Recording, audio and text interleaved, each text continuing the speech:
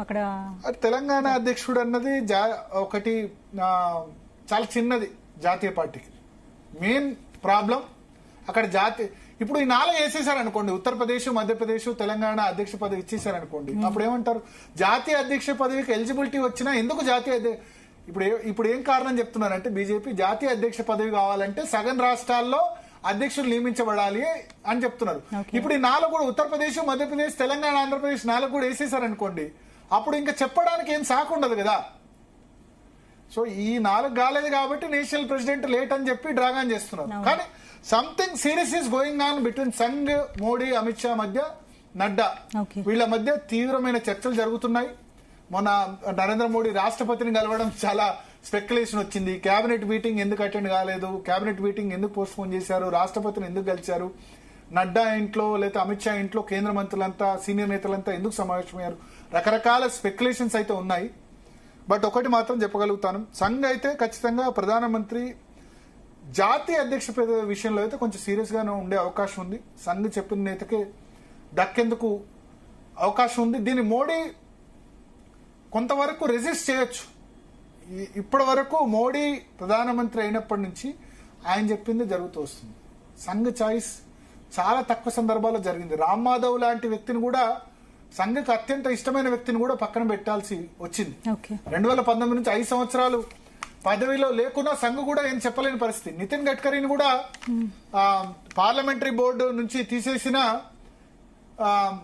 పెద్దగా అభ్యంతరం చెప్పని పరిస్థితి. అద్వానీ, మురళీ మనోహర్ జోషి లాంటి వాళ్ళని కూడా పక్కన పెట్టే పరిస్థితి.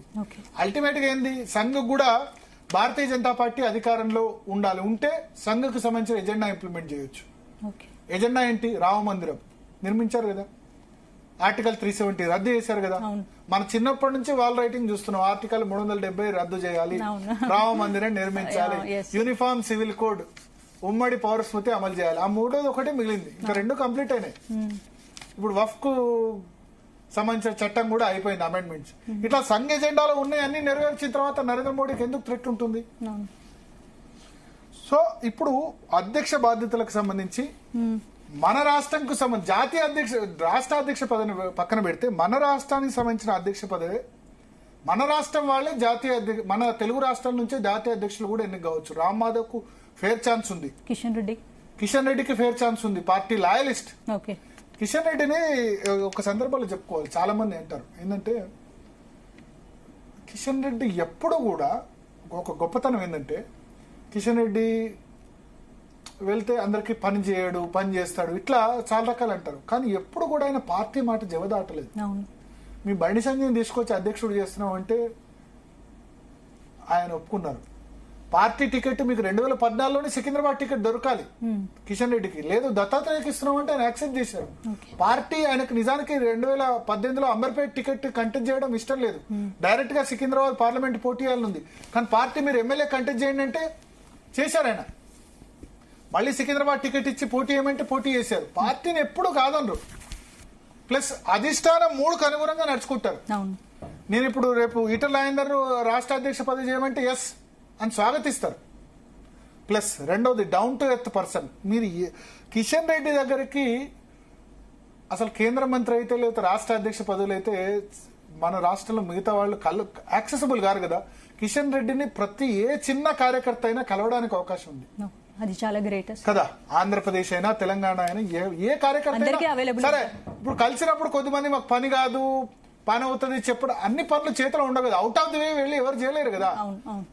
అవకాశం ఉంటే చేస్తారు వర్క్.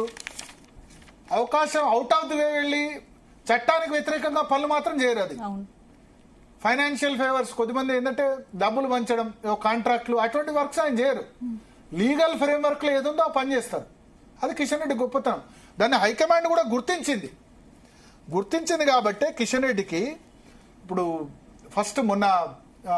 ఫస్ట్ టర్మ్ లో సహాయ మంత్రి MOS 2019లో కేంద్ర హోంశాఖ సహాయ మంత్రి ఇచ్చారు. ఆ తర్వాత టూరిజము, కల్చరు, తర్వాత నార్త్ ఈస్ట్ డెవలప్మెంట్ ఇచ్చారు. ఈసారి కోల్ మైన్స్, బొగ్గు గనులు 2 డిఫరెంట్ మినిస్ట్రీలు ఇంపార్టెంట్ పోర్ట్ఫోలియోస్ ఇచ్చారు. తర్వాత జమ్మూ కాశ్మీర్ ఇన్ఛార్జ్ ఇచ్చారు, అంతకుముందు తమిళనాడు ఇన్ఛార్జ్ ఇచ్చారు ఎన్నికల బాధ్యతలు. సో ఇప్పుడు కేంద్ర జాతీయ అధ్యక్షుడిగా తీసుకున్న ఆశ్చర్యం లేదు దక్షిణాది నుంచి. ఎందుకు కావద్దు? వెంకయ్యనాయుడు తర్వాత కాలేదు. జానా కృష్ణమూర్తి, వెంకయ్యనాయుడు, బంగారు లక్ష్మణ్ ఆ సమయంలో సౌత్ కి ఇంపార్టెన్స్ ఇచ్చారు. ఇప్పుడు సౌత్ లో మళ్ళీ పార్టీ పెరగాలి. కిషన్ రెడ్డికి ఇవ్వచ్చు. రామ్ మాధవ్ ఆంధ్రప్రదేశ్ సంబంధించిన వ్యక్తి, కానీ జాతీయ రాజకీయాల్లో ఆయనకు నార్త్ ఈస్ట్ మీద గ్రిప్ ఉంది, జమ్మూ కాశ్మీర్ మీద గ్రిప్ ఉంది. అట్లాగే మురళీధర్ రావు కూడా అవకాశం రావచ్చు. బీజేపీలో గొప్పతనం ఏంటంటే మొన్న మల్కాజ్గిరి టికెట్ ఇవ్వలేదు, కానీ సంఘ్ దగ్గర చాలా మంచి, ఇప్పటికే మంచి పేరు ఉంది మురళీధర్ రావు అంటే. ఎందుకంటే ఆయన తన విద్యార్థి దశలోనే అఖిల భారతీయ విద్యార్థి పరిషత్ నాయకుడుగా ఉండి మావోయిస్టుల అనుబంధ సంఘాలు పీడీఎస్యూ, అప్పుడు పీడీఎస్యూకు ఏబీకి మధ్య పెద్ద ఫైట్. ఆ సమయంలో నక్సల్స్ కాలిస్తే ఆయన బుల్లెట్, ఆయన శరీరంలో బుల్లెట్ ఉంది. మురళీధర్ రావు శరీరంలో ఇప్పటికీ బుల్లెట్ ఉంది. ఛాతిలోంచి బుల్లెట్ దూసుకెళ్లి ఆయన బతికి బయటపడ్డారు. చాలా మందికి తెలియదు ఈ విషయం. సంఘకు సంబంధించిన వాళ్ళు, బీజేపీ వాళ్ళకి తెలుసు. కానీ సో సిద్ధాంతం, దేశం కోసం ఆయన ఒక దశలో ప్రాణాలు కోల్పోయేవాళ్ళు. ఆ సమయంలో అంత థ్రెట్ ఉంటే, మురళీధర్ రావుకు థ్రెట్ ఉంటే ఆయన తీసుకెళ్లి ఇక్కడ ఉంటే ప్రాబ్లం, తెలంగాణలో ఉంటే గనక మావోయిస్టులతో ప్రాబ్లం తీసుకుపోయి రాజస్థాన్ లో ఆయన వర్క్ చేయించారు. అండర్ గ్రౌండ్ లో ఉండి పని చేయించారు. 2007లో స్వదేశీ జాగరణ నుంచి బయటకు వచ్చి మళ్ళీ పార్టీ అధ్యక్షుడు రాజ్నాథ్ సింగ్ కు కార్యదర్శిగా వ్యవహరించారు. సరే, మన టికెట్ మల్కాజ్గిరి అంత ఇంపార్టెంట్ అయ్యుండి, అంత సంఘుకి అభిమానిగా ఉండి క్లోజ్ అనే వ్యక్తి అంటే ఆయనకు Tamil Nadu incharge, Karnataka incharge, Kerala incharge, Rajasthan గురించి పనిచేశారు. మొన్నటి వరకు మధ్యప్రదేశ్ ఇన్ఛార్జ్, 3వ మధ్యప్రదేశ్ లో అధికారంలోకి రావడానికి కీలక పాత్ర పోషించారు. కొన్ని సందర్భాల్లో జరుగుతుంది. ఇప్పుడు రామాదన్ కూడా 5 సంవత్సరాలు పక్కన పెట్టారు. కొన్నిసార్లు సంఘ మాట వినకపోవచ్చు, ఎందుకంటే ఇక్కడ నరేంద్ర మోడీ, అమిత్ షా వాళ్ళు డెలివర్ చేస్తున్నారు, పర్ఫార్మెన్స్ ఇస్తున్నారు. వాళ్ళు ఏమంటారు, మీకు కావాల్సింది సీట్లు, పనులు. భారతీయ జనతా పార్టీని మళ్ళీ అధికారంలోకి తీసుకురావాలంటే ఎవరిని వాడుకోవాలి, ఏ వ్యక్తుల్ని పదవి ఇవ్వాలని మాకు వదిలేయండి అని చెప్తారు కదా. ఇప్పుడు తక్కువ సీట్లు వచ్చాయి, 240 సీట్లు వచ్చాయి. ఇప్పుడు ఫుల్ మెజార్టీ రాలేదు. కాబట్టి సంఘం ఏమంటది, ఇప్పుడు మీరు మా మాట వినాలంటది కదా. ఇప్పుడు 281 సీట్లు వచ్చినప్పుడు అమిత్ షా అధ్యక్ష పదవి, గుజరాత్ కే అధ్యక్ష పదవి, గుజరాత్ కే ప్రధాన పదవి అంటే సంఘం ఒప్పుకుంది. 301 సీట్లు అమిత్ షా తీసుకొచ్చినప్పుడు నడ్డాకు అధ్యక్ష పదవి ఇవ్వండి అంటే ఒప్పుకుంది. కానీ ఇప్పుడు 240 సీట్లు వచ్చినప్పుడు అప్పుడు సంఘం ఇప్పుడు మీరు మా మాట వినాలంటది. సో జరగబోయేది ఇదే.